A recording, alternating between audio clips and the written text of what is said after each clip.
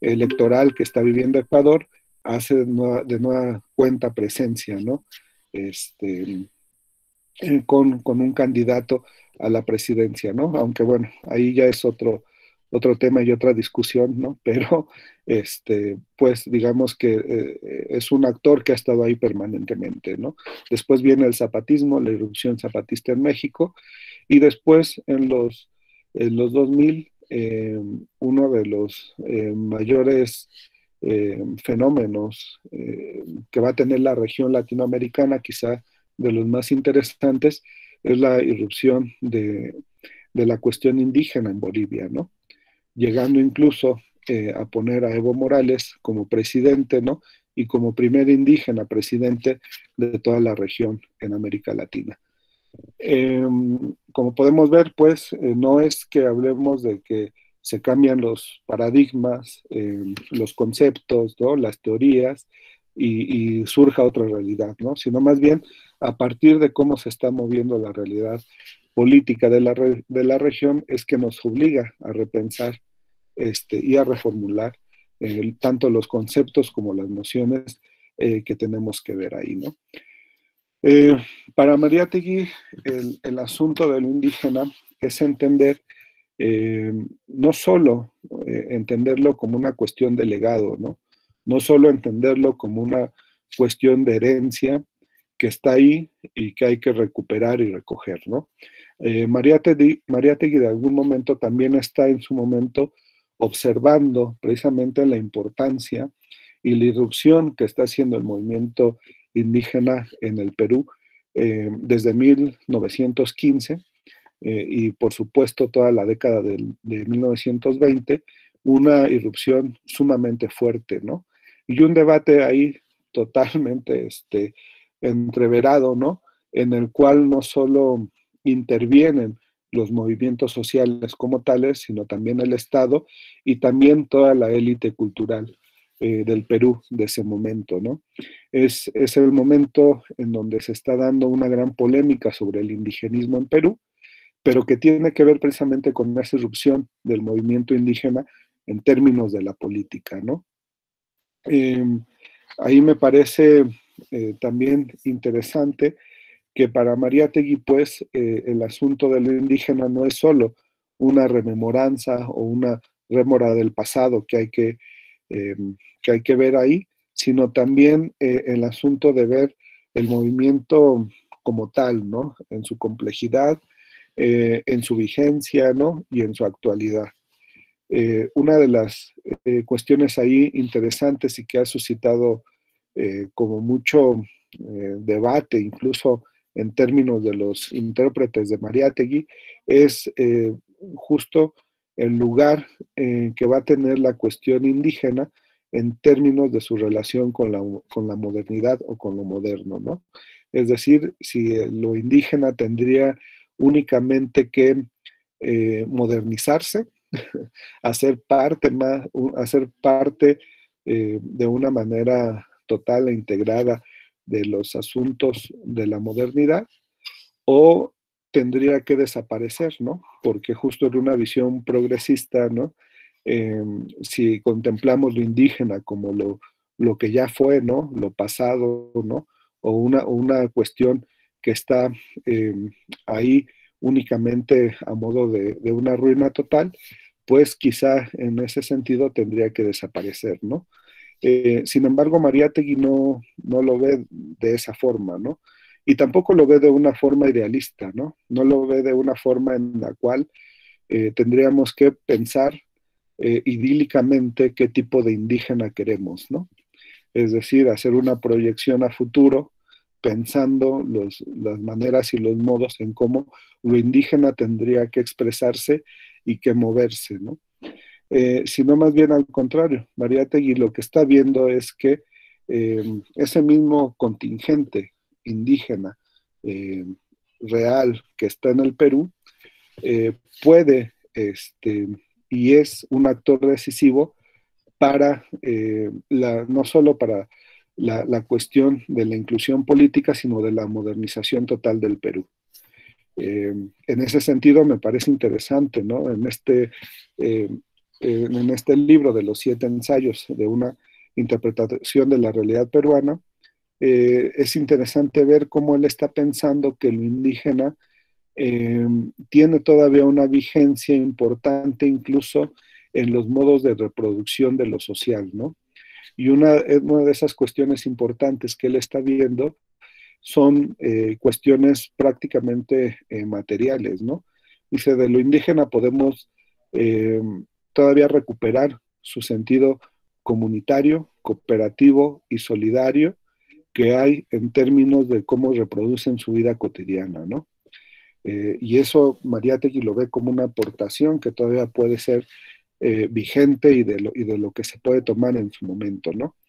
Dice, pero también, y esto de alguna otra manera, quizá hay que hacer un poquito de interpretación, ¿no? Pero hay que buscarlo. Lo que Mariátegui está viendo es que la comunidad indígena como tal, la comunidad como actor político, como figura política, es una comunidad eh, que está completamente eh, en armonía o en sintonía con el despliegue incluso de la técnica misma, ¿no? Es decir, para Mariátegui no es que las comunidades indígenas estén en el último rincón, olvidadas del mundo, etcétera, sino que tienen un uso de la técnica que permite cierta armonía con el medio, ¿no? Y que permite cierta integración, incluso de la técnica también moderna, ¿no?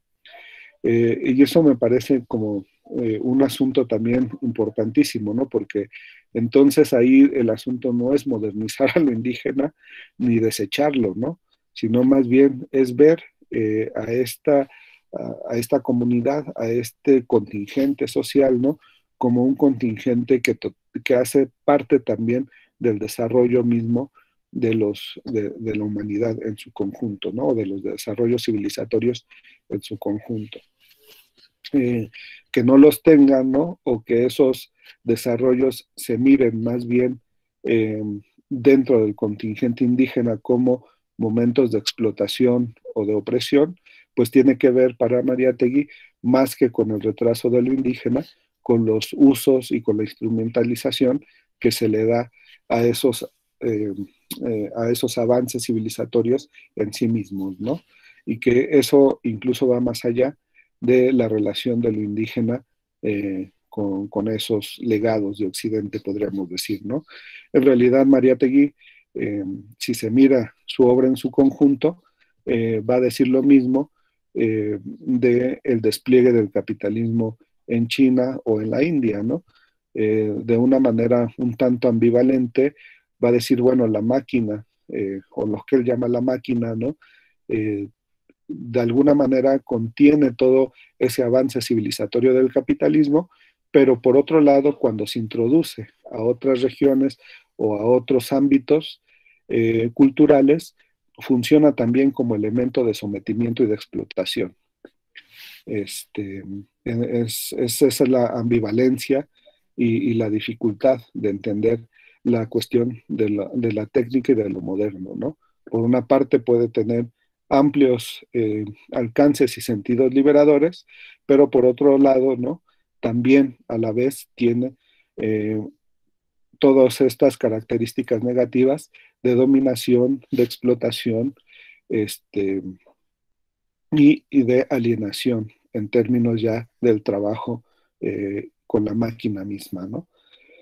De este asunto de lo indígena me parece que se desprende otro tema que también actualmente ronda en las discusiones sobre las ciencias sociales en términos generales, ¿no?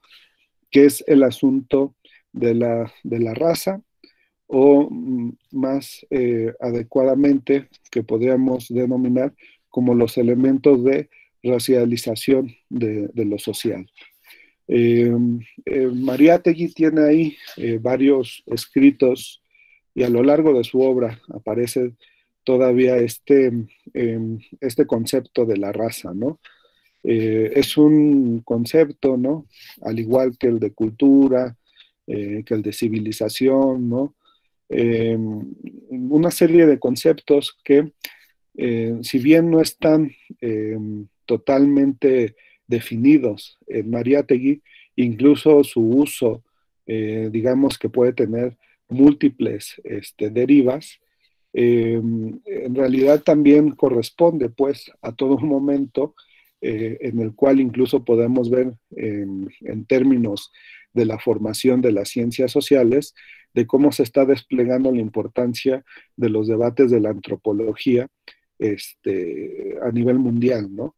Una antropología que está todavía en ese momento muy mediada por las cuestiones positivistas, y yo creo que en algunos aspectos Mariátegui tampoco puede escapar, eh, siendo como todos sujeto a un momento histórico, no puede escapar de ciertos resabios positivistas al hablar de estos temas, pero también de algún modo si entendemos la complejidad de las figuras que va armando, ¿no? De los momentos en cómo va desplegando ciertas reflexiones, podemos ver que tampoco lo podemos casar o ceñir totalmente a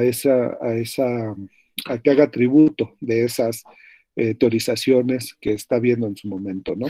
E incluso eso nos permite también poder apreciar quizá eh, ciertas valoraciones que nos sirven más para hablar actualmente de estos fenómenos. El asunto de la raza, pues, o de la cuestión de la racialización, en Mariátegui se presenta eh, como una cuestión, sobre todo, eh, socioeconómica, ¿no? Ahí es interesante, ¿no? Porque cuando habla de lo indígena, ¿no? Incluso de la cuestión afro, aunque ahí es un poquito más dificultuoso a veces, la relación de Mariátegui con lo afro, pero él lo va a ver no como una cuestión, digamos, cultural. De hecho, lo que trata en cada momento Mariátegui es decir que la cuestión de la raza no es una cuestión que se dirima únicamente en lo cultural, ¿no? Es decir, eh, de algún modo aquí Mariátegui está diciendo que la cuestión indígena es una cuestión civilizatoria en sí misma, ¿no? No únicamente una modulación de ciertas culturas, ¿no? Eh, y también una de las cuestiones que está poniendo ahí es que, y lo llega a decir en algún momento, es que la cuestión indígena no se resuelve únicamente con ciertas medidas culturales, como puede ser incluso la cuestión del alfabeto, lo llega a decir Mariátegui, ¿no? Es decir, no se resuelve como se intentó resolver en esas épocas, ¿no? Eh, contemporáneas a las que Mariátegui está escribiendo en México, ¿no? En México, recordemos pues, y yo creo que Mariátegui, siendo un gran seguidor de la obra y del pensamiento de Vasconcelos, tiene también en cuenta esta proyección de Vasconcelos en la naciente o en lo que en ese momento se está configurando como la Secretaría de Educación Pública, ¿no? Todo este proyecto de civilización y de alfabetización de las clases populares, de los indígenas en particular, a través de la impresión de los grandes títulos o de las grandes obras literarias, ¿no? Y no solo eso está viendo Mariátegui, ¿no? Sino también está contemplando todo un debate que hay en el Perú mismo, ¿no? En términos de cómo la cuestión del alfabeto, ¿no? Implica también una cuestión lingüística de cómo se puede entender la escritura de los indígenas mismos, ¿no? Ya en términos literarios, de la poesía o de la literatura. Entonces Mariátegui dice, bueno, no es una cuestión únicamente cultural, no es una cuestión que tenga que verse nada más con este ámbito de vamos a educarlos, vamos a civilizarlos, ¿no? Y vamos a resolver ese problema, ¿no?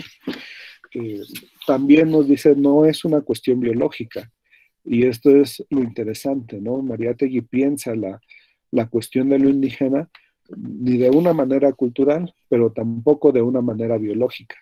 Y eso es interesante porque Si lo vemos, no solo en esos momentos, actualmente también podemos rastrear esas ideas, pero en esos momentos hablar de la raza como una cuestión biológica está dando todos los pasos para la configuración de lo que va a ser el surgimiento del nazismo, ¿no? Eh, Toda esta cuestión de si hay razas naturales, ¿no? Si hay elementos biológicos que definan a las razas, etcétera. Mariátegui iba a decir, no, la cuestión de la raza tampoco va por ahí, ¿no?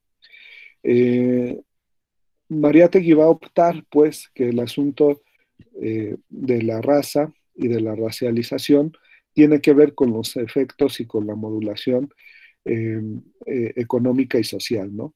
Y esto es interesante porque al hacer eso, Mariátegui de lo que está hablando es de que la raza es un fenómeno, eh, es un fenómeno de relaciones sociales, ¿no? Estamos hablando prioritariamente de relaciones sociales y no de modos culturales, cuestiones biológicas, ¿no? O cuestiones incluso de religión o de credo, ¿no? Para Mariátegui es una cuestión de relaciones sociales y la cuestión de la raza también por eso se vuelve compleja, ¿no? Es decir, no solo es el trato que se le da a los indígenas, ¿no? En América Latina o en el Perú, sino incluso el trato que puede haber entre culturas o entre distintas culturas, ¿no? Y ahí la cuestión se vuelve un poquito más compleja, ¿no? Porque entonces Mariátegui introduce varios elementos, ¿no? De cómo se puede mirar Occidente, ¿no? De cómo se puede mirar al Oriente, ¿no? De cómo se puede mirar a las culturas chinas, japonesas, etcétera, ¿no? Una complejidad que va más allá de lo meramente cultural y biológico, ¿no? Sino cómo se establecen esas relaciones sociales dentro de un Estado-nación y con otro tipo de culturas o con otro tipo de Estados-naciones, ¿no? En ese sentido, pues, la cuestión de la raza como relación social me parece interesante porque justo eh, desde los 70s, los 80s, ¿no? Una de las grandes aportaciones que se han estado dando en estos términos, ¿no? Es pensar la cuestión, ya no hablar de la raza, sino de la racialización como fenómeno social, ¿no?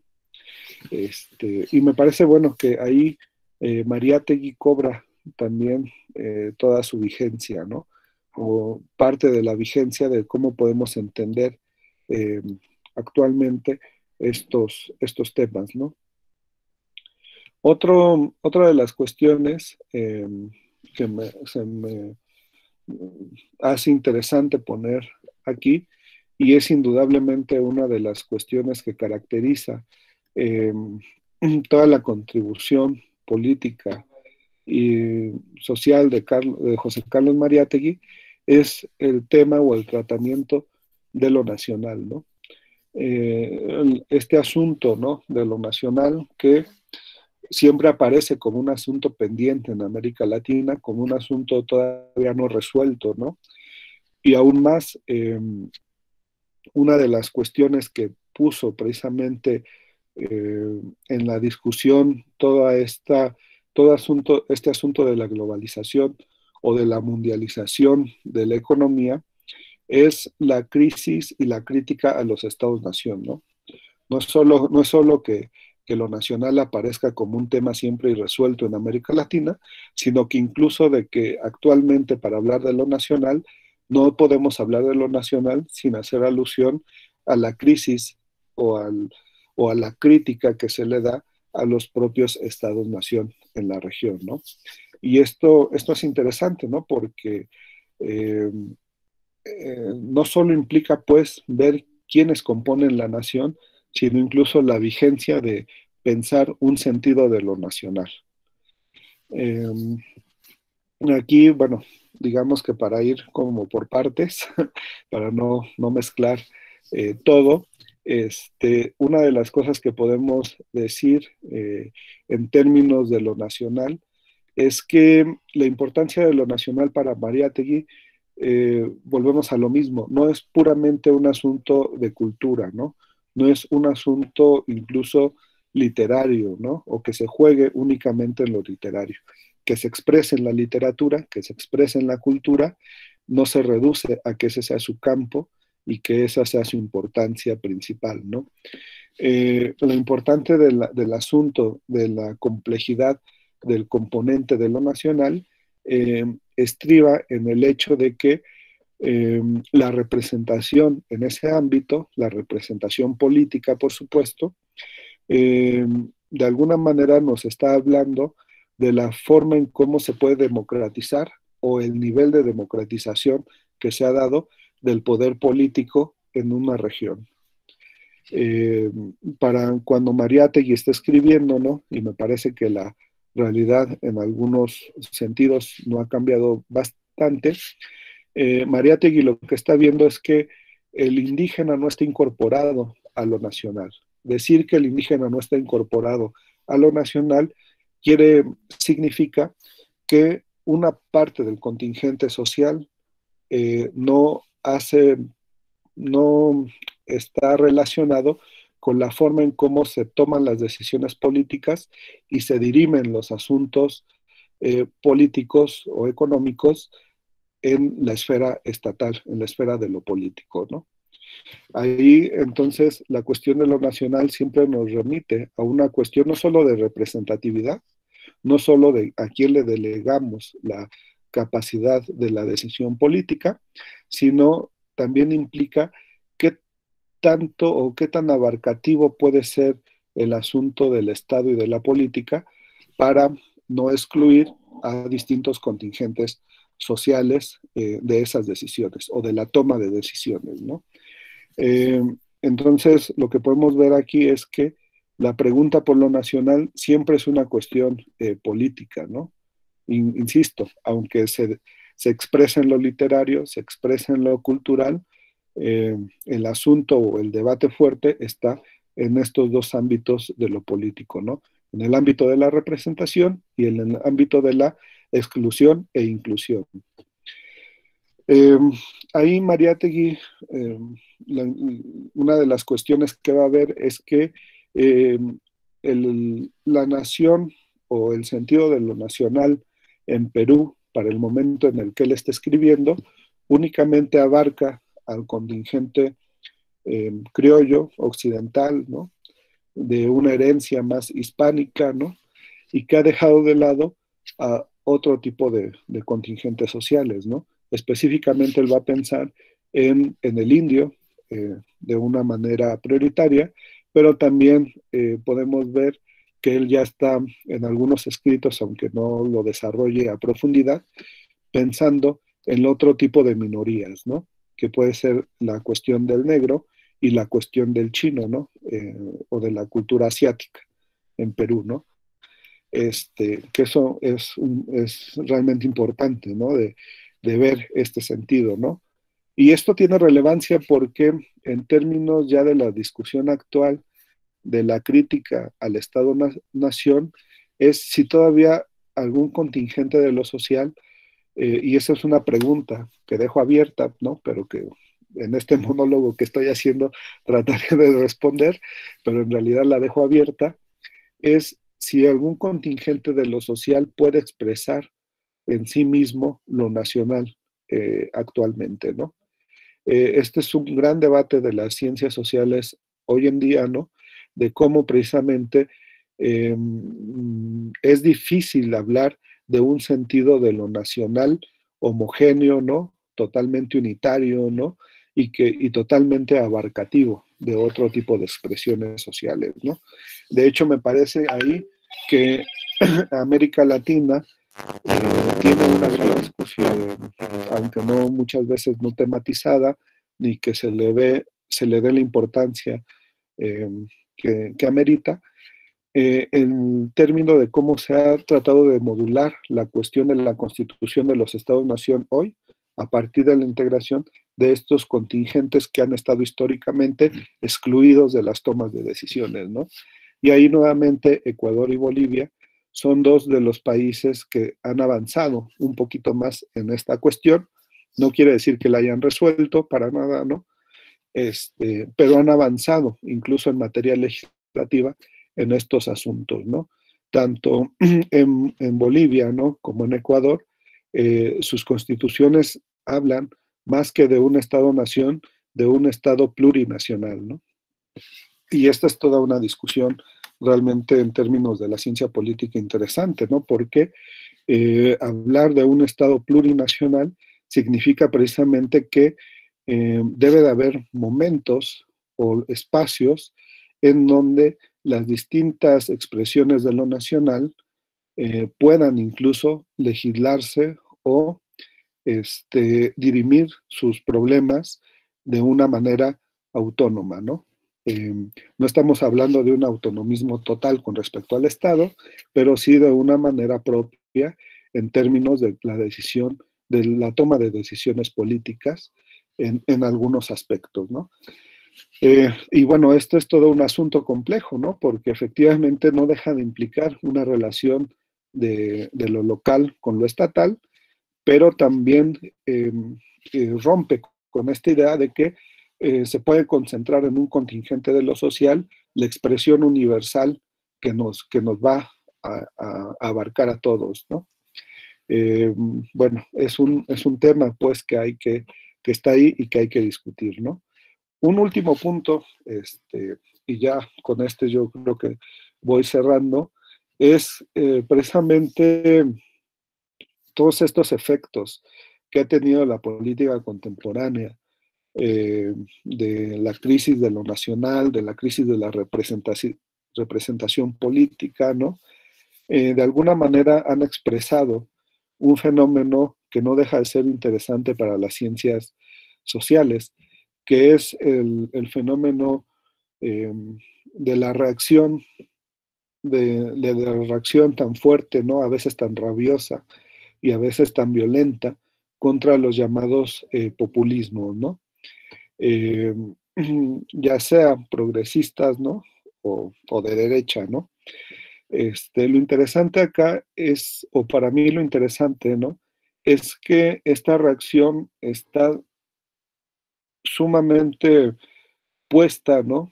En, más allá de los efectos de la política, ¿no? En la aparición o en la importancia eh, que, que le dan para la expresión política de unos actores sociales eh, que no están, que no se ven con legitimidad para hacer cargo de la representatividad política, ¿no? O de la cuestión del asunto y de la toma de decisiones, que podríamos denominarlo como lo plebeyo, ¿no? Si uno ve las respuestas, y esto yo creo que en términos generales, aunque después se puede pasar a la especificidad de cada uno, ¿no? Las reacciones a los mentados populismos en América Latina, ¿no?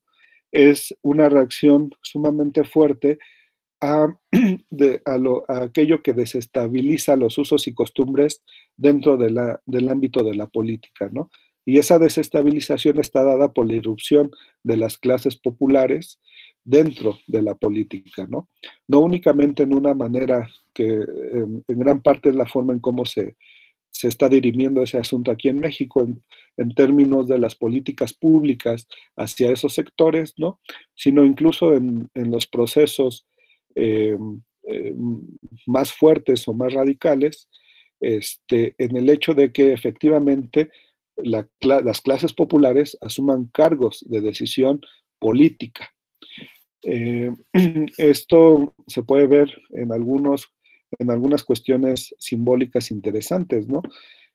Sobre todo, un ejemplo que para mí es el más claro es el de Bolivia, ¿no? Cuando llega Evo Morales al poder allá por 2007, ¿no?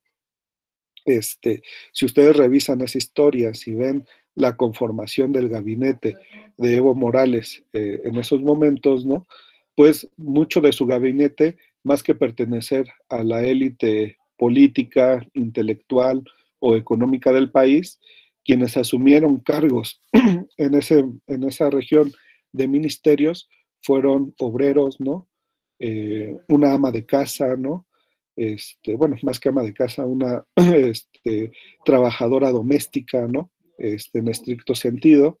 En fin, ¿no? Una serie de figuras, o que podemos denominar como figuras, actores sociales, ¿no? Que no se ven como legítimos para cierta visión de la política, en términos de que puedan decidir sobre cómo se va a legislar y cómo se va a dirimir eh, el, el, la distribución del excedente social o de la riqueza.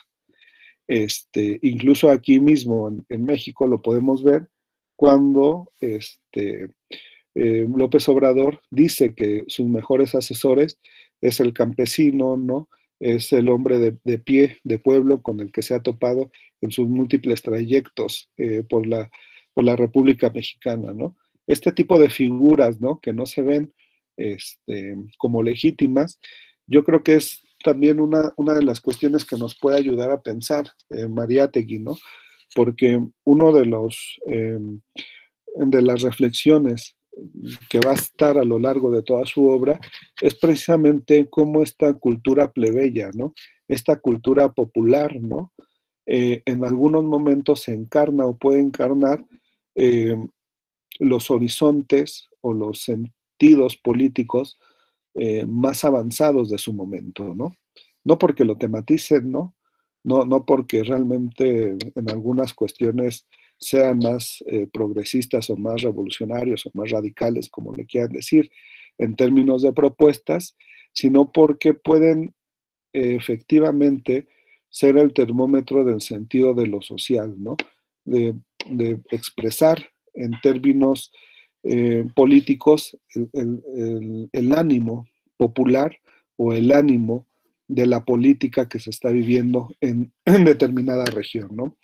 Y una de estas cuestiones, Mariátegui constantemente lo va a estar analizando en términos de las creencias, de los mitos y de la religiosidad popular, ¿no? ¿Qué papel ocupa la religión popular, la cuestión de los mitos y de las creencias en la conformación de la movilización política, ¿no? Y del horizonte político de un momento determinado, ¿no? Incluso en algún momento, en uno de sus escritos, eh, en contra de esa visión ilustrada, ¿no? De que la política es totalmente laica, ¿no? Y totalmente un asunto de racionalidad administrativa y de derechos, ¿no? Mariátegui iba a decir, bueno, es que la gran radicalidad de la Revolución Francesa no está precisamente en ese ámbito o en ese ambiente racionalista de la ilustración, sino más bien está en el asunto de cómo una figura como Robespierre puede entender el ánimo de la cultura plebeya y popular para tratar de implementar ciertas cuestiones sociales, ¿no? O de distribución de la política en términos de la representación o la distribución, ¿no? En ese sentido, la cuestión de los mitos, la religión y las creencias, ¿no? En Mariátegui juegan un papel sumamente importante, ¿no? Porque es la forma en cómo se está expresando políticamente esa cultura plebeya. Bueno, estos son algunos de los elementos. eh, Puede haber más, ¿no? Pero ni tampoco creo que sean, excepto la cuestión de lo indígena, ¿no? Eh, que sean los que podemos decir, esta es la total contribución de Mariátegui a las ciencias sociales, ¿no? Pero me parece que lo indígena, principalmente, ¿no? Y en relación con la cuestión de cómo pensar las crisis, cómo pensar el eurocentrismo, cómo pensar la relación entre Estado-nación y la cuestión de la representatividad y la cultura plebeya, son elementos que actualmente se están dirimiendo en el terreno de las ciencias sociales y que Mariátegui nos puede ayudar todavía a pensarlos. Muchas gracias. Muchísimas gracias, doctor Víctor Hugo. Ha dejado pues muchos elementos para poder hacer una reflexión en los siguientes minutos. Les pedimos por favor entonces que tomen 10 minutos, a las 10:14 estaríamos regresando, no abandonen la sala para que no tengan problemas para volver a ingresar, pero pues si gustan regresando, levantar la mano aquí en la plataforma o bien tomar nota de sus preguntas o también mandarlas, por favor, para que podamos dar lectura y podamos continuar con el diálogo con el doctor. Muchas gracias, doctor. Muchas gracias.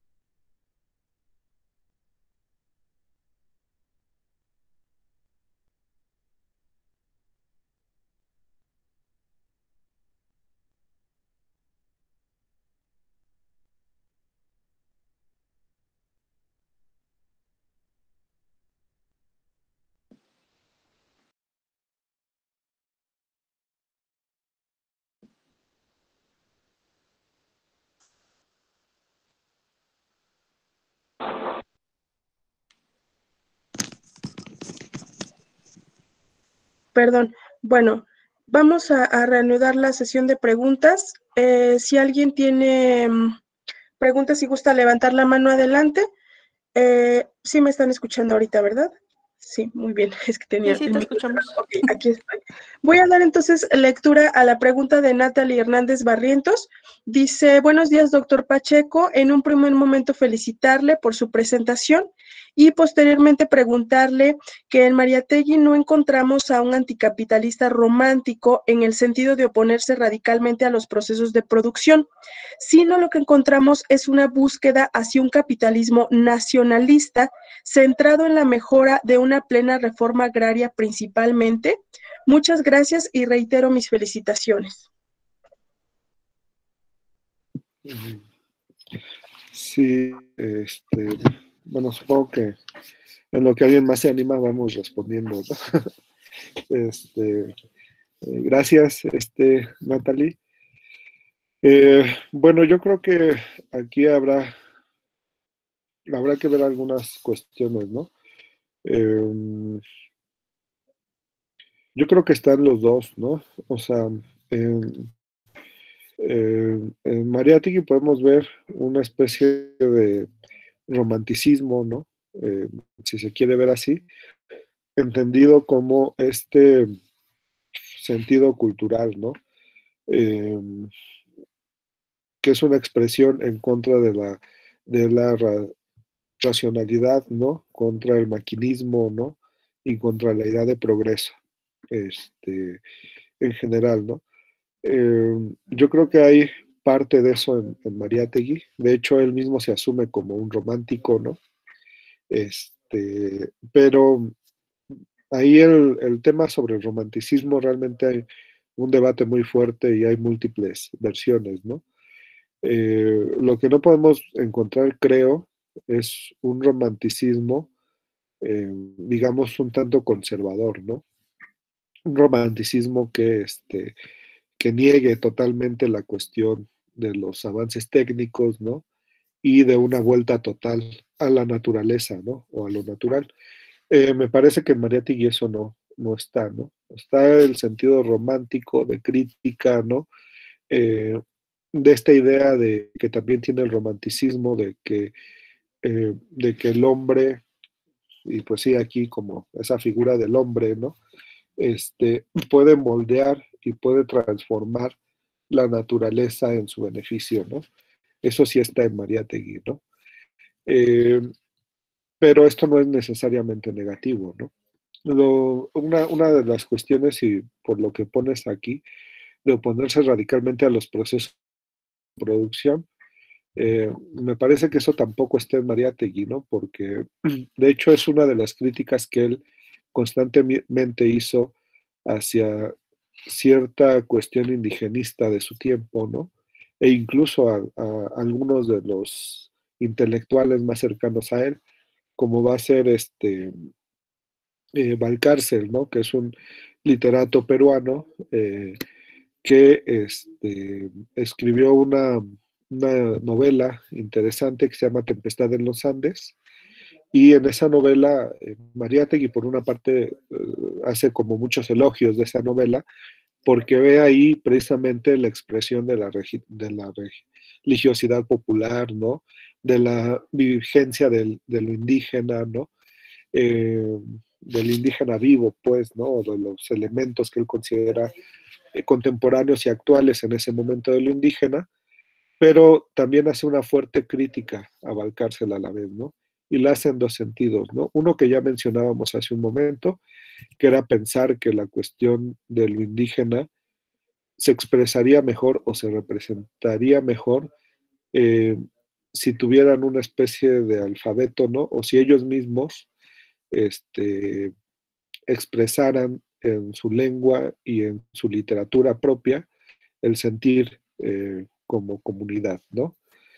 Este, Eso lo critica Mariátegui en un sentido, ¿no? En el sentido de que si eso ya en sí mismo resuelve ya todos los problemas de lo indígena, ¿no? O sea, no es que Mariátegui se niegue a eso, ¿no? Sino que no ve que eso resuelva toda la complejidad de lo indígena, ¿no? Y también se opone porque hay un momento de esa novela que Valcárcel hace una crítica muy fuerte al occidentalismo, y Mariátegui básicamente lo que dice es que eh, no se puede renunciar en el momento en el que él está escribiendo, no se puede renunciar a los avances civilizatorios del capital y de Occidente, ¿no?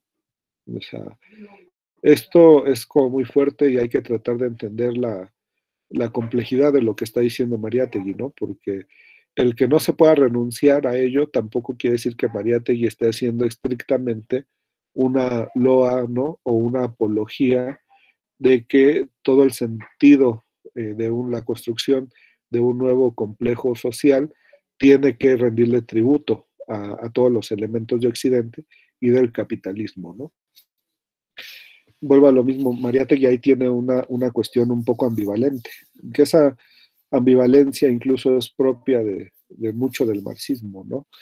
No se puede dudar de que hay un avance, de que hay un progreso en términos de cómo se regula lo social y en términos de los aportes técnicos científicos, pero tampoco se puede negar que esos mismos aportes tienen como una cara oculta, ¿no?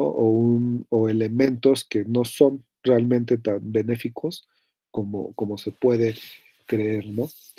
Eh, y por otro lado, Mariátegui, claro que está pidiendo una reforma hasta cierto punto agraria en el Perú, ¿no? Una reforma, pero también hay que entender que esa reforma está mediada, en el caso de Mariátegui, por ser un momento más de la lucha política hacia el socialismo, ¿no? No está pensando tampoco que la reforma en sí misma va a solucionar todos los problemas. Va a restituir algunas cosas, ¿no? Va a restituir el asunto de la propiedad de la tierra, ¿no? Va a restituir incluso el asunto de la legitimidad jurídica, ¿no? Aquí hay que recordar que muchas veces cuando se habla de reforma agraria, no solo en Perú, sino en otros lados, no solo está el hecho de que los campesinos o los indígenas sean propietarios de su tierra, o en estricto sentido que la comunidad sea propietaria, sino también está el asunto de la legitimidad jurídica que tienen las propias comunidades indígenas, ¿no? En México, por ejemplo, durante la Revolución Mexicana, la gran figura política y jurídica por la que se luchó fue por la cuestión del ejido, ¿no? Porque el ejido en sí mismo representa una forma de institucionalidad y una forma de representatividad, ¿no? Es el lugar y el momento, el ejido es el lugar y el momento donde se expresan las relaciones sociales políticas de la comunidad, en su forma de representación, en su forma de delegar los poderes, de resolver las cuestiones, etcétera, ¿no? Pero también es una legitimidad ante el Estado. O sea, si no se defiende esta figura del ejido, las comunidades en México no tienen calidad o legitimidad jurídica ante el Estado. En Perú pasó lo mismo, ¿no? Aunque no necesariamente fue el mismo debate. En Perú, en esos momentos de los años 20, que todavía no hay reforma agraria, etcétera, las comunidades indígenas como tal no están reconocidas jurídicamente por el Estado. O sea, no es solo un asunto meramente de propiedad, sino también de legitimidad y de representación ante el Estado. De hecho, hay mucho debate jurídico, ¿no? Para poder dotar a las comunidades como sujetos políticos con plenos derechos, ¿no? Y esto es importante tratar de entenderlo, ¿no? Porque vuelvo a lo mismo, no solo es una cuestión de tenencia, ¿no? Sino también una cuestión de dónde se expresan y cómo interviene la comunidad como sujeto político, ¿no? Como sujeto de derecho y como sujeto que puede exigirle al Estado ciertas cuestiones, ¿no? En Mariátegui esta discusión no está mal, ¿no? Pero es parte del momento y de lo que él está viendo, ¿no? Y la reforma agraria, si bien de alguna manera Dios te bendiga, mamita, gracias. estas cuestiones del capitalismo, pues yo creo que también tiene otras miras más amplias en términos de su contenido político y social, ¿no? Este, y bueno, y yo creo que siempre, si no se resuelve ahí todo, por lo menos es un avance y una cuestión interesante que en algún momento todas las comunidades estuvieron luchando, ¿no? No solo en México, en Perú, sino en distintos lados. Ok, muchas gracias, doctor Víctor. Hay otra pregunta respecto a, dice, si bien la pandemia ha tenido como una de las principales medidas el confinamiento y algunos hablan de que esto está contribuyendo a exacerbar el individualismo desde su visión, ¿qué tanto la sociedad, los obreros y los grupos indígenas están tomando conciencia y se están solidarizando para hacer frente a un sistema capitalista desigual en todo sentido en medio de esta crisis sanitaria? Esa es la Eh, pregunta, doctor. y gracias. Bueno, aquí una de las cuestiones yo creo que hay que tener en cuenta es que hay que ser un poco precavidos. A veces yo creo que hay que ser mesurados con el tema de la pandemia. Efectivamente, como que es el gran tema, decía un antropólogo que se llama Schelling, ¿no? Eh, que es como muy interesante, ¿no? Él dice en algún momento, en algún libro, llega a decir que los grandes temas son como baños de agua fría, ¿no? Hay que entrar a ellos, pero también hay que salir rápidamente de ellos, ¿no? En ese sentido, ¿no? El tema de si la pandemia está ayudándonos o modelando un sentido de las relaciones sociales, pues es difícil contestarlo, ¿no? O sea, puede que sí, puede que no, con toda esta ambigüedad que hay de por medio, ¿no? Este, hay como algunos autores que han tratado de pronosticar, y yo creo que no hay nada más irresponsable en términos del terreno de las ciencias sociales, de los pronósticos, ¿no? De si justamente esta pandemia va a ayudar a estrechar los lazos de solidaridad o si va de algún modo a profundizar el asunto del dominio de la técnica sobre las sociedades, ¿no? En su conjunto, por los usos de Internet y todo este asunto, ¿no? Y yo creo que ambas nociones son irresponsables, ¿no? Porque estamos en pleno momento, ¿no? Estamos en pleno proceso y no sabemos hacia dónde se va a ir esto, ¿no? Eh, lo que sí podemos ver, yo creo, es que hay algunas comunidades o hay algunas organizaciones que sí están tratando de impulsar un sentido más solidario, ¿no? Pero esto yo creo que se tiene que ver en experiencias ya concretas, ¿no? Y en sentidos como muy concretos.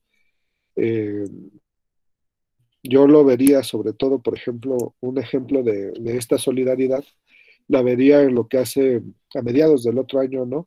Hizo el movimiento Sin Tierra en Brasil, ¿no? No fue el único, ¿no? Quizá pueda haber más expresiones de solidaridad, pero el movimiento de Sin Tierra en Brasil, que es una de las organizaciones sociales, ¿no? De los movimientos sociales más importantes, no solo de Brasil, sino de América Latina, eh, parte de la producción, porque ellos son fundamentalmente campesinos, ¿no? Una parte de la producción que hicieron de sus cosechas, ¿no? La donaron a los ámbitos más pobres de algunas ciudades de Brasil, ¿no?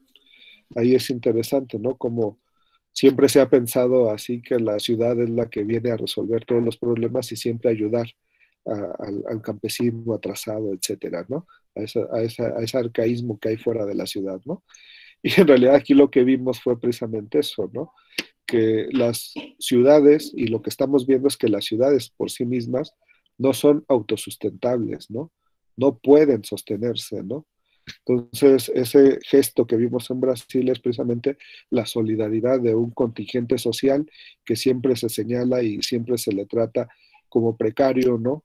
Etcétera, eh, ayudando precisamente a la ciudad, ¿no? Obviamente quizá los conglomerados sociales más, que más ha castigado en Brasil la pandemia, pero no deja de ser interesante esta relación, ¿no? Me parece que ese fue un ejemplo interesante, ¿no?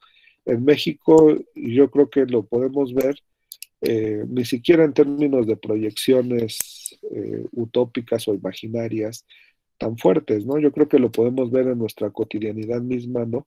Y en nuestro día a día, ¿no? Los elementos de solidaridad que se tejen entre las familias, ¿no? O entre los vecinos, ¿no? O sea, tampoco hay que a veces tratar de pensar estas cosas en la cuestión de lo macro, ¿no? Y cómo esto tiene impactos inmediatos en lo social, ¿no? Habría que ver también el asunto de que muchas de estas expresiones solidarias pueden ser también pasajeras, ¿no? No permanentes, ¿no? Y ese, bueno, puede ser un tema y un problema a discusión, ¿no? ¿Cómo hacer que esta solidaridad se esté expresando en estos momentos tan trágicos de la pandemia, que no sea únicamente una cuestión momentánea, sino que sea duradera, ¿no? Eso puede ser interesante pensarlo, ¿no? Pero incluso aunque lo pensemos, esta solidaridad muchas veces no dejará de ser meramente coyuntural, ¿no? Y no es malo, tampoco hay que verlo como malo y tampoco hay que verlo como negativo, ¿no? Esto sucede más, más de las veces de las que podamos imaginar, ¿no? Sucede, y lo hemos visto en México, con los terremotos, ¿no? Con los sismos, ¿no? Sucede en las catástrofes naturales, ¿no? Ya sea cuando pega un ciclón, ¿no? Etcétera, ¿no? Sucede cuando hay una cuestión trágica y que lamentablemente hay pérdida de vidas, etcétera. No sé, recuerdo, por ejemplo, la explosión en los 80s en el Estado de México, ¿no? En esta comunidad de San Juanico, ¿no? Sucede pues en esos momentos de tragedia donde la sociedad, ¿no? Rebasa al Estado porque el Estado no está en capacidad de brindar esa solidaridad y ese apoyo de manera inmediata. Entonces las gentes, las personas se reúnen y apoyan, ¿no? Pero esas son comunidades que se crean, porque también se crea comunidad en esos momentos, pero son comunidades contingentes, ¿no? Comunidades que no tienen una duración permanente, ¿no? Es lo mismo que está sucediendo actualmente con la pandemia, eso sí, ¿no? Y vuelvo a lo mismo, eso lo podemos ver en nuestros pequeños espacios y en nuestros pequeños lugares en donde nos desarrollamos, ¿no? La solidaridad con las familias, la solidaridad con los vecinos, la solidaridad con los amigos, ¿no? Este, y hay pues, ¿no? Toda una serie de ejemplos que podemos ver en ese sentido, ¿no?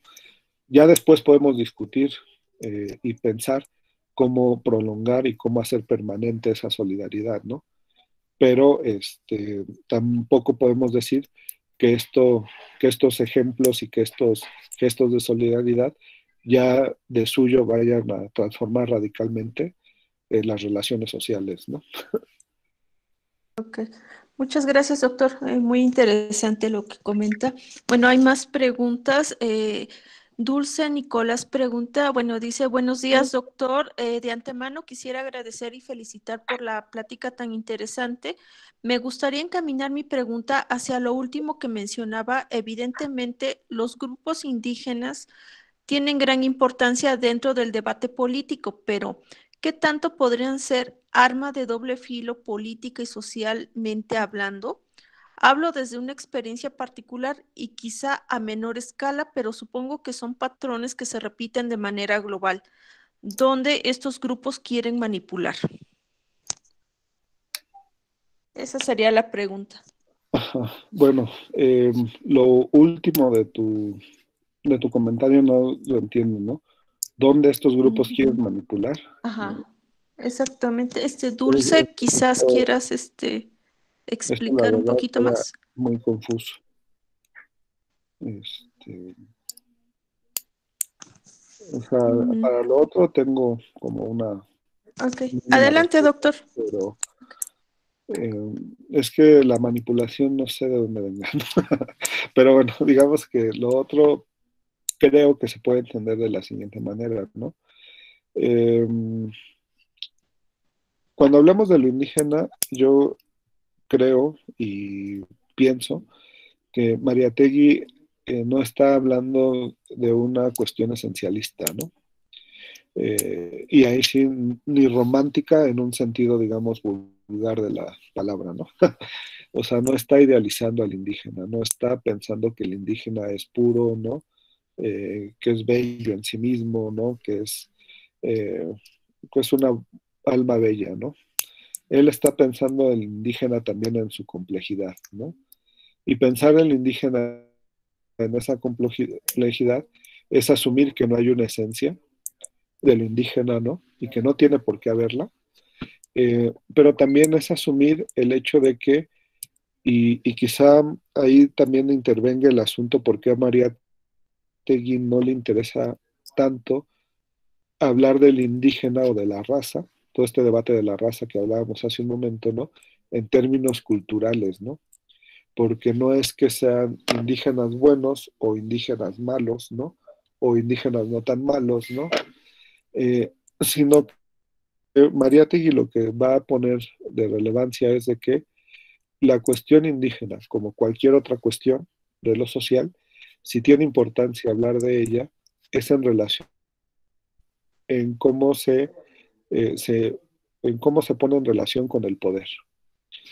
Esto quiere decir, ¿no? Que más allá de interesarnos si el sujeto indígena como persona, como individuo, es bueno o es malo, lo que nos interesa en realidad es ver cómo ese contingente social en relación con el poder eh, ha tenido como desarrollos en términos de sus prácticas políticas o en términos de su desarrollo como comunidad, como sujeto, etcétera, este, y cómo hace parte de las mismas relaciones sociales y de las mismas relaciones de poder. Es decir, no es lo mismo hablar del indígena, ¿no? Cuando éste presenta como algunos elementos, ¿no? De precariedad, ¿no? De explotación laboral, etcétera, ¿no? O de desposesión, que hablar del indígena cuando éste eh, representa, ¿no? Sí a un indígena, pero a un indígena, podríamos decir, empoderado, ¿no? Rico, ¿no? Dueño de ciertas cuestiones, ¿no? Haciendas, tierras, etcétera, ¿no? En fin, ¿no? Ahí me parece que hay un elemento importante que de algún modo el Mariátegui no está tan finamente trazado, si se quiere, pero ya de alguna manera empieza a aparecer, que es un debate eh, que vendrá más bien por los debates afros, ¿no? Por los debates de la discusión de lo negro, ¿no? En América Latina o en América en general, pero que Mariátegui ya empieza a ver, ¿no? Porque Mariátegui empieza a contemplar que el asunto eh, del indígena, ¿no? Es un asunto que tiene como un doble espesor. Por un lado, es un asunto de clase.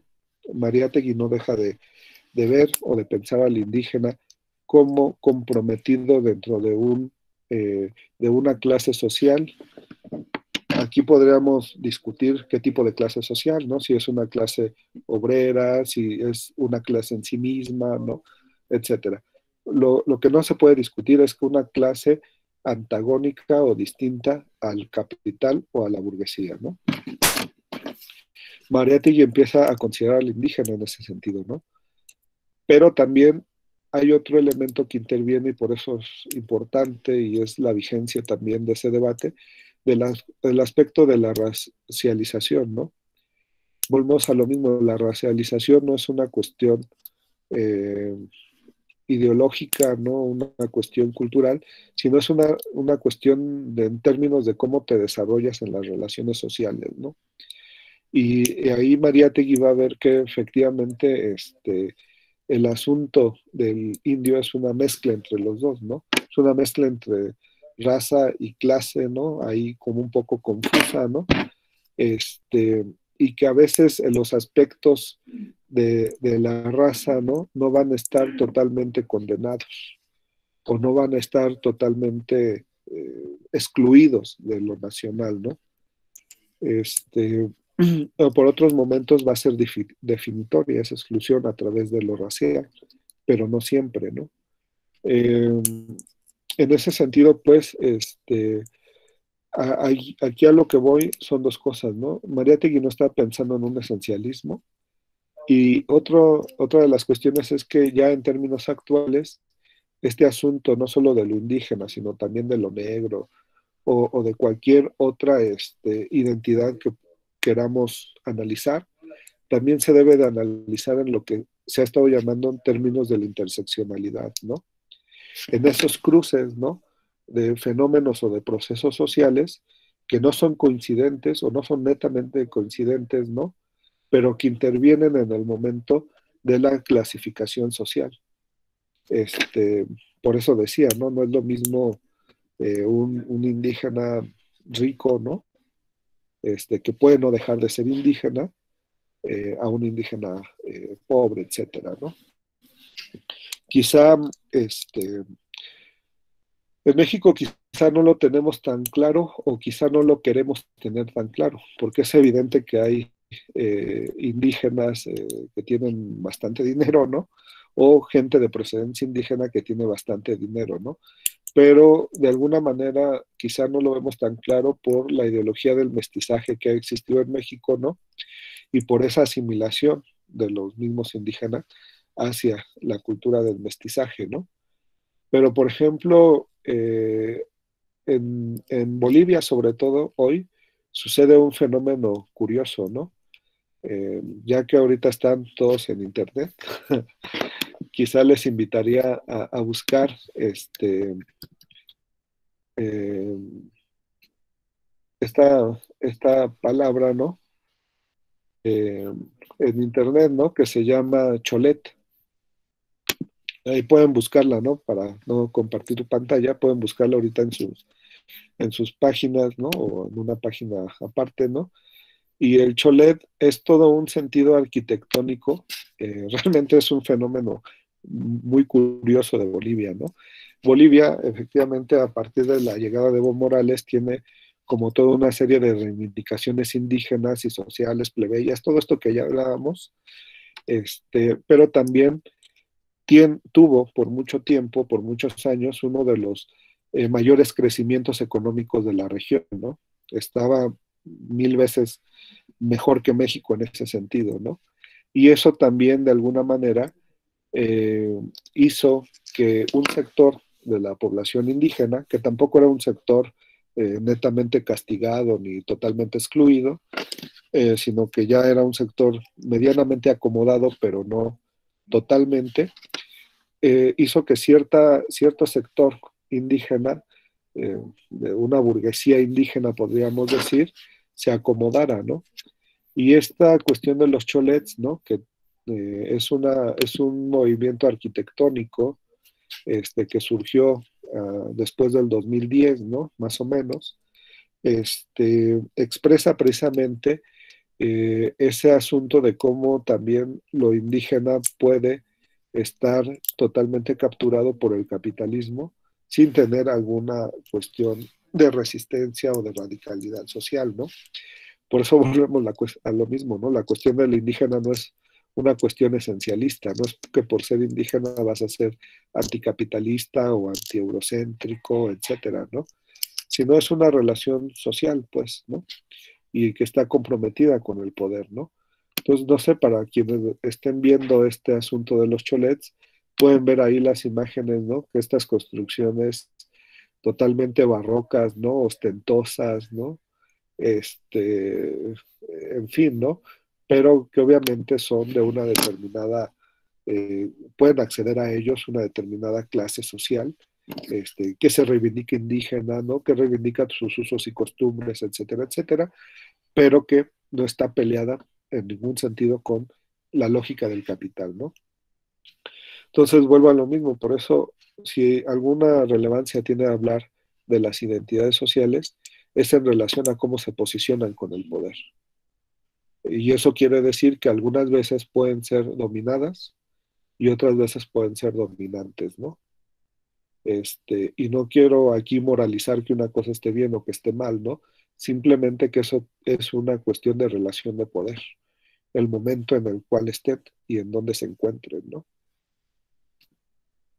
Ok, gracias, doctor. Muy interesante.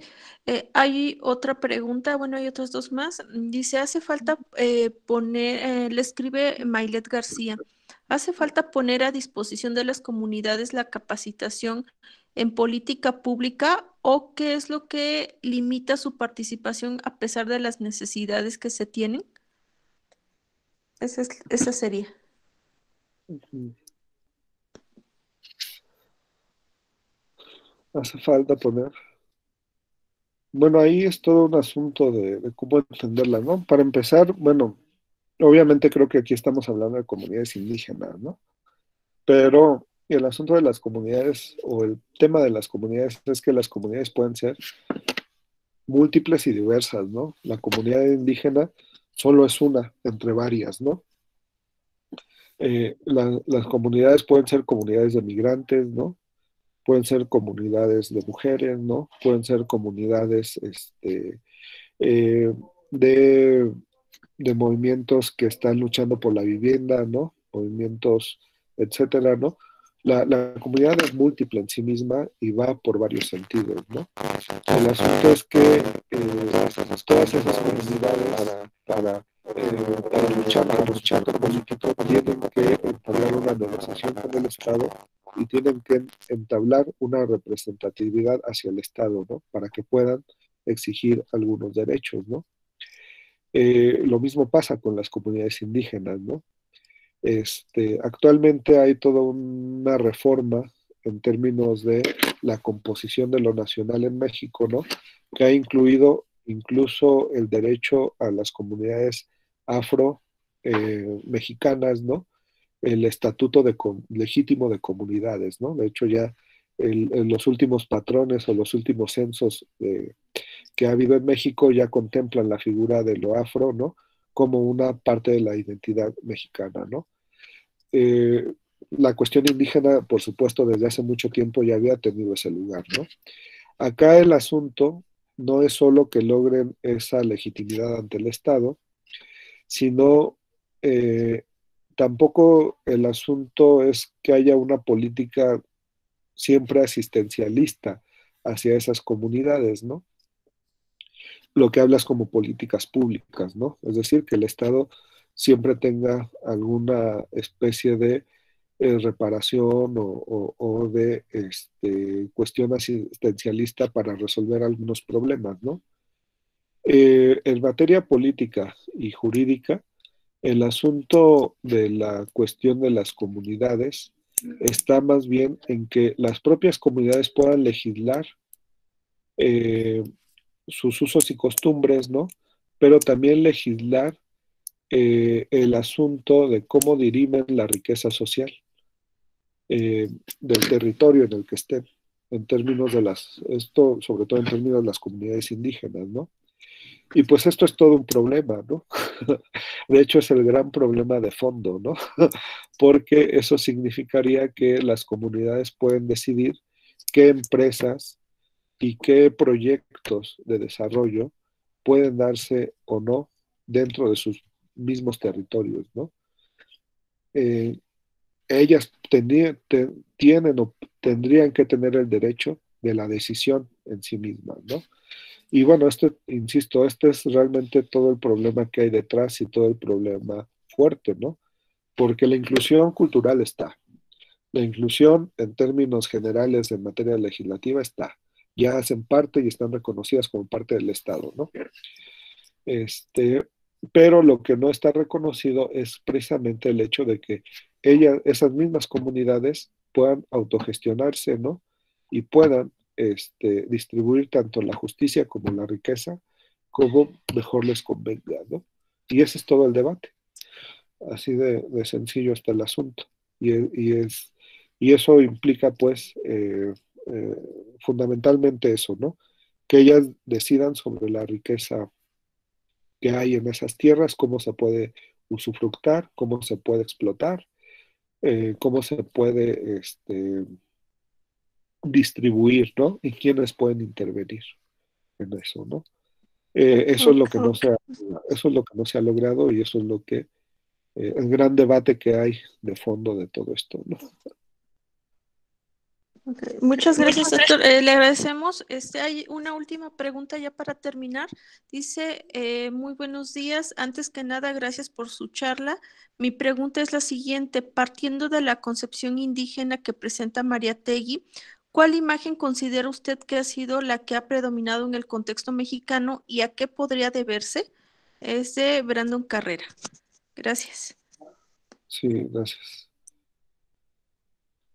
Ah, eh, bueno, es un poco difícil la pregunta, ¿no? Este, la concepción del indígena que presenta Mariátegui, bueno, ahí son, a mi parecer, como dos cosas, ¿no? Una es que efectivamente cuando hablamos de la concepción indígena de Mariátegui, tienes mucha razón de esto porque incluso podríamos hacer cierta crítica, ¿no? O pensar que Mariátegui, y de hecho sería ubicar al personaje, ¿no? Eh, Él está hablando hasta cierto punto por los indígenas, ¿no? En este sentido, él es un indigenista, ¿no? Él tiene como esa figura, ¿no? Pero me parece que en el caso de Mariátegui su figura no estaba ahí, ¿no? Él en algún modo piensa que en algún momento eh, el indígena mismo tiene que expresarse, ¿no? Y tiene que decidir sobre su propia identidad, ¿no?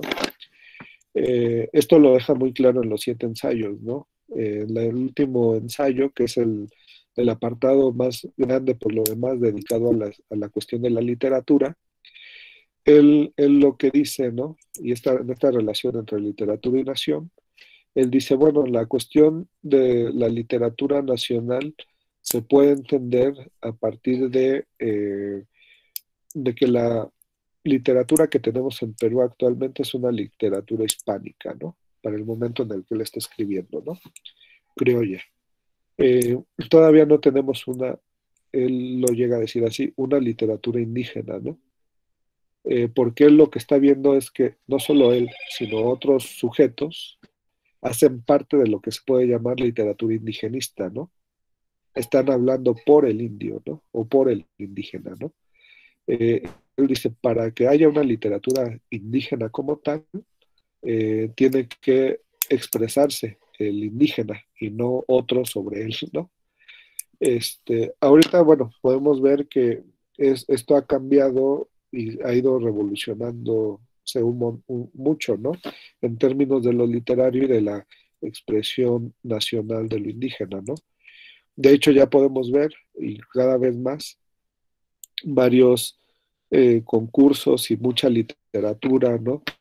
De gente que escribe en el idioma, ¿no? De la comunidad, ¿no? En el idioma de sus padres, de sus abuelos, etcétera, ¿no? Y eso se puede tomar de alguna manera como literatura indígena ya en estos momentos, ¿no? Eh, la otra cuestión, ¿no? De qué considera usted que ha sido lo que ha predominado en el contexto mexicano. Bueno, yo creo que acá, ahí sí ya son grandes distancias las que tenemos, ¿no? A pesar de que Perú y México pueden tener muchas similitudes, ¿no? Y las similitudes son precisamente la amplia influencia que hay de lo indígena en la constitución de lo nacional, así sea de manera excluida, ¿no? Siempre está presente ahí la cuestión de lo indígena, ¿no? Las diferencias están en la forma en cómo se ha dirimido históricamente ese problema, ¿no? Recordemos que aquí desde la Revolución Mexicana y específicamente en los años 20 y 30 y 40, ¿no?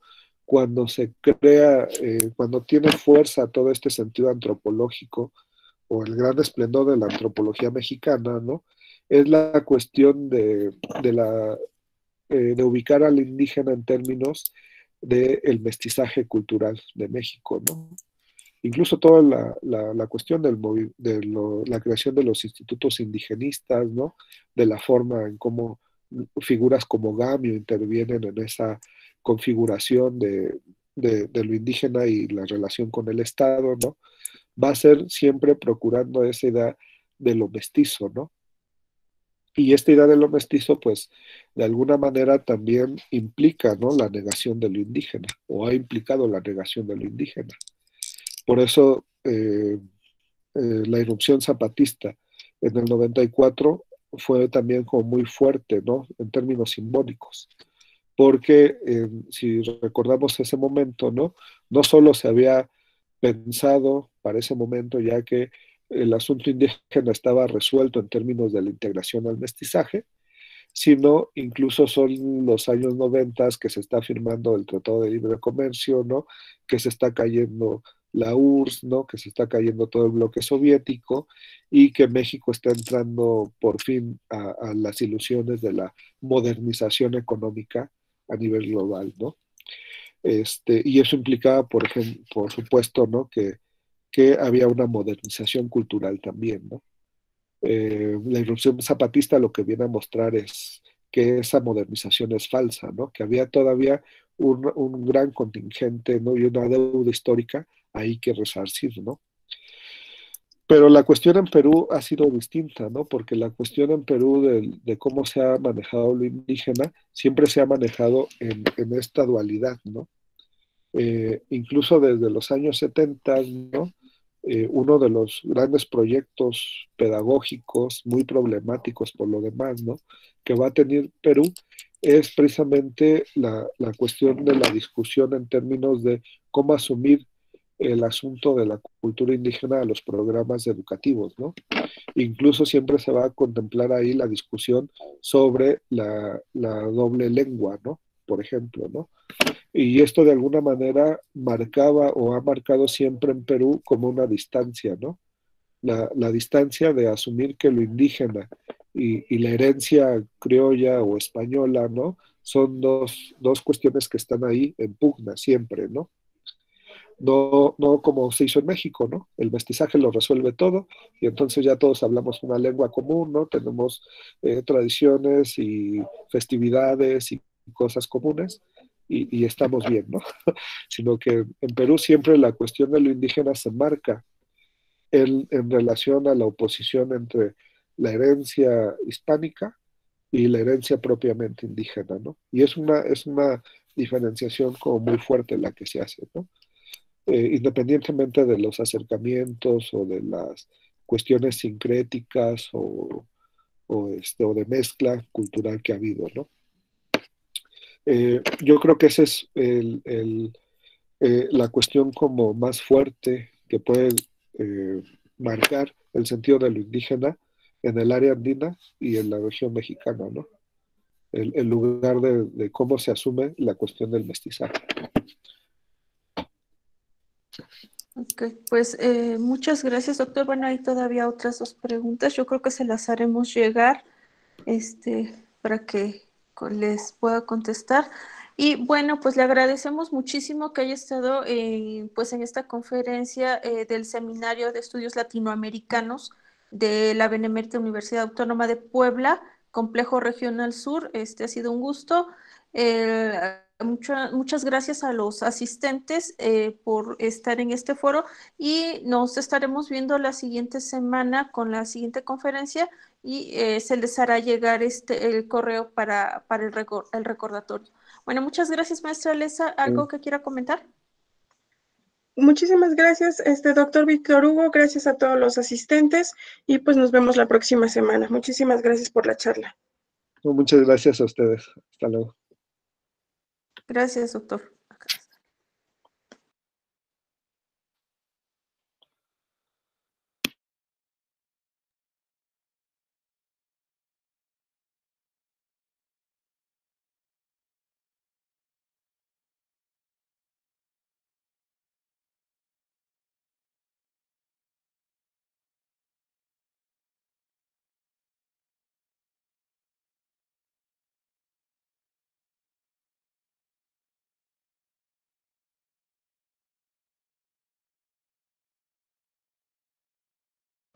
Gracias, hasta luego.